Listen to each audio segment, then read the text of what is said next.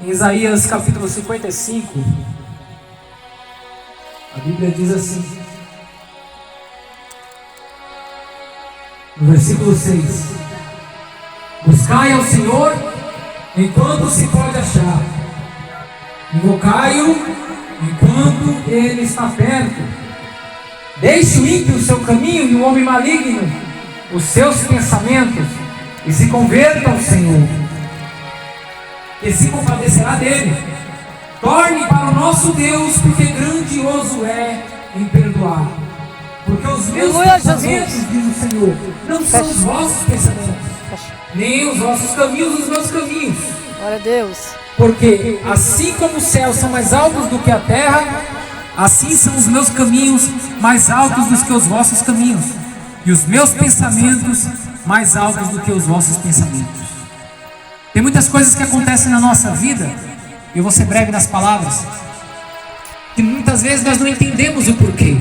O porquê desta doença, o porquê eu perdi um filho, o porquê meu pai e minha mãe não gostam de mim, o porquê meu filho me rejeita. Tem muitas coisas que nós não entendemos. Por que eu estou passando por esse desemprego? Por que eu estou passando por essa dificuldade? Por que eu não tenho alegria?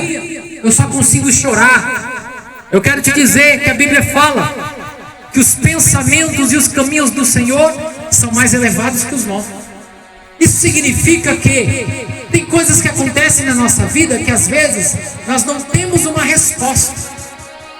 Deus muitas vezes não nos permite saber naquele momento aquilo que nós estamos passando, o porquê daquilo. Mas nós temos liberdade para adorá-lo mesmo na hora da dificuldade. Muitos, a grande maioria, no momento da dificuldade, reclama, murmura, blasfema contra Deus, porque está passando pela prova e não obtém uma resposta. Mas aquele momento difícil pode ser Deus forjando o teu caráter. Aquele momento difícil pode ser Deus te chamando para a oração, te chamando para um encontro verdadeiro com Ele. Aquele momento difícil pode ser Deus te dando a condição, aleluia, a oportunidade de você recebê-lo como Salvador da sua vida, crer em Jesus para ser salvo. Talvez a prova, a dificuldade que você está vivendo seja para mudar o teu caráter, para te aproximar de Deus. A Bíblia diz que os pensamentos e os caminhos do Senhor são mais elevados que os nossos. E a Bíblia fala também, e eu acabei de ler: buscai ao Senhor enquanto se pode achar.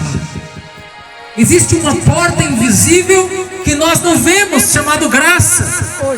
Essa porta um dia ela vai se fechar. E eu preciso te dizer o que é a graça. A graça é o favor de Deus que nós não merecemos. A graça é a misericórdia de Deus que nós não merecemos. Porque a Bíblia diz, em Romanos 3, versículo 23, que todos nós pecamos e destituídos fomos da glória de Deus. Isso significa que nós fomos lançados fora da presença de Deus, fora da presença do Eterno. Por que nós fomos lançados fora da presença de Deus? Porque Deus é santo, porque Jesus é santo, e na presença de Deus é necessária a santidade. Para habitar com Cristo é necessária a santidade. Então a porta da graça ela foi aberta quando Jesus morreu na cruz por nós. Quando Jesus ele nasceu aqui nessa terra como homem, a Bíblia diz que ele viveu aí os seus 30 anos no anonimato, e após isso o seu ministério durou 3 anos, ou um pouco mais disso.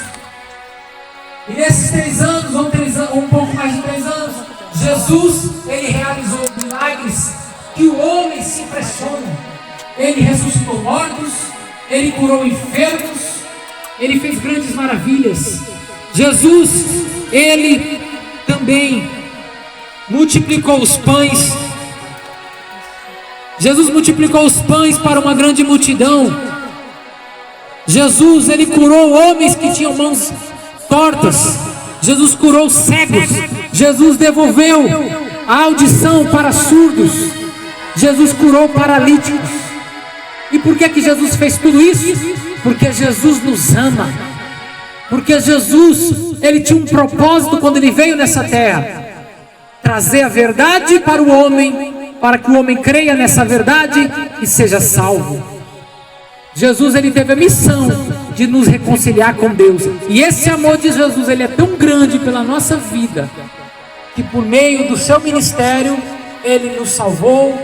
Através da sua palavra, ele curou enfermos, ele ressuscitou mortos e fez grandes maravilhas para nos, aleluia, edificar e gerar fé em nosso coração. A Bíblia diz que Jesus é o autor e consumador da fé, e a fé vem de ouvir a palavra de Deus. Vocês estão ouvindo a palavra de Deus, vocês estão ouvindo a verdade, vocês estão ouvindo sobre Jesus, que é o único caminho para chegar no céu. João 14, versículo 6, eu já estou para encerrar. A Bíblia diz assim: Jesus, ele falou aos discípulos: eu sou o caminho, a verdade e a vida, e ninguém vem ao Pai a não ser por mim. É impossível ao homem chegar até Deus, chegar de novo à presença de Deus, uma vez que o homem foi lançado fora da presença de Deus por causa do pecado. É impossível o homem chegar novamente na presença de Deus sem Jesus. A Bíblia diz em Romanos 10, versículo 9, que se o homem confessar Jesus com a sua boca e no seu coração ele crê que Deus o ressuscitou dos mortos, ele será salvo. E no versículo depois, a Bíblia continua dizendo assim, que com a boca ela se faz com confissão para a salvação, e com o coração se crê para a justiça. Para que a justiça de Deus ela se cumpra completamente na tua vida, você precisa crer em Jesus com todas as suas forças, com todo o seu entendimento e com toda a sua alma. E você precisa confessá-lo publicamente. Por que é importante a confissão pública? Para que todos saibam que a partir de hoje você vive para Jesus, que a partir de hoje você está renunciando a este mundo e o pecado para fazer a vontade de Jesus. Todos que creram em Jesus confessaram Ele publicamente. Todos que creem em Jesus não têm vergonha de dizer que é servo de Jesus. E você tem a oportunidade de confessar Jesus publicamente. A Bíblia diz, pela boca do próprio Jesus, que se um homem confessar Jesus diante dos homens, ele o confessará diante de Deus. Mas se o homem negar Jesus diante dos homens, ele também o negará diante de Deus. Sabe por que Jesus disse isso? Porque Jesus, ele é o único que intercede diante de Deus por nós. É somente Ele que diante do Pai, do Deus Todo-Poderoso, Ele intercede pela nossa alma, a fim de que nós nos salvemos pelo seu sangue que foi derramado.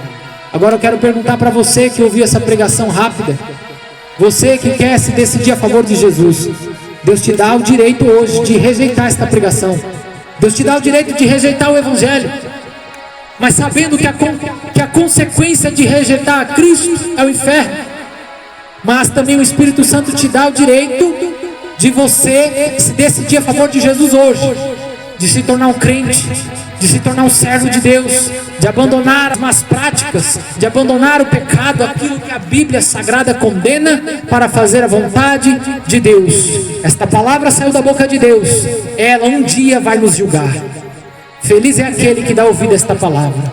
Eu quero perguntar para você em nome de Jesus, tem alguém que ouviu essa pregação, que ainda não é crente e quer receber Jesus hoje publicamente, diante de todos, como seu Salvador, confessá-lo com a sua boca e a partir de hoje servir a Jesus, abandonar os prazeres desta vida? A Bíblia diz que o mundo e as suas concupiscências passarão, mas aquele que faz a vontade de Deus permanece para sempre. Você quer fazer a vontade de Deus a partir de hoje, para permanecer para sempre, para alcançar a vida eterna? Levante a sua mão, se aproxime de mim, eu vou orar pela sua vida. Eu vou orar para que Deus escreva o teu nome no livro da vida. Porque se você deixar essa vida hoje, se hoje os seus olhos se fecharem na terra, e você ter confessado Jesus publicamente aqui, e no seu coração crer no Senhor, se arrepender dos seus pecados, você será salvo, porque fiel é esta palavra. Tem alguém que ouviu essa palavra, quer confessar Jesus como seu Salvador hoje? Quer entregar sua vida para Jesus para ser salvo? Quer confessar diante de todos que Jesus é o Salvador da sua vida? Receber esse perdão glorioso da parte do Senhor Jesus? Levante a sua mão, se aproxime, eu vou orar pela sua vida. Vou perguntar só mais uma vez. Você está tendo uma oportunidade. Eu não estou te fazendo uma pressão psicológica. Não é isso. Eu estou te dando a oportunidade, porque Jesus nos ensinou a fazer isso. Jesus nos ensinou a ir atrás das ovelhas que estão perdidas, que precisam ser achadas para morar com Ele um dia. O sacrifício de Jesus na cruz não foi em vão. Ele fez tudo aquilo por nós, para que nós sejamos reconciliados com Deus, para morar com Ele um dia. Eu vou perguntar só mais essa vez e eu paro por aqui. Você que ouviu essa palavra, que está sabendo que é necessário confessar Jesus como Salvador, que é necessário se arrepender, que é necessário crer no seu coração que Deus ressuscitou Jesus dos mortos e que o Senhor Jesus um dia vai voltar para levar a sua igreja, para levar a sua igreja para o céu, para morar com Ele eternamente. Você quer receber Jesus como Salvador da tua vida? Levante a sua mão e se aproxime. Eu vou orar pela sua vida. Não tem ninguém. Que Deus conceda a você uma nova oportunidade.